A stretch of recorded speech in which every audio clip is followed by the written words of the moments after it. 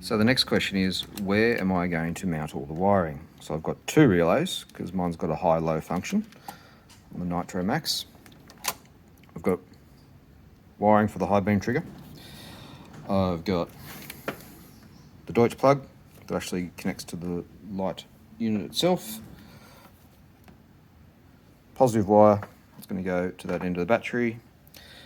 The negative, which I'm going to stick in behind where I'm going to mount it. And the place where I'm going to mount it is up in there.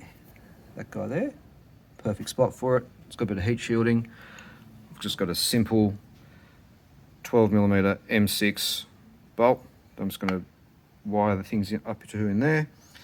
And then my cable that I need to get through the grommet is this guy here. And this one is actually really long.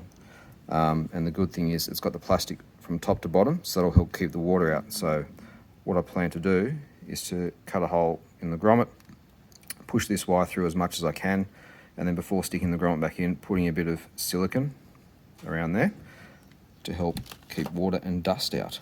So we'll see how we go with that.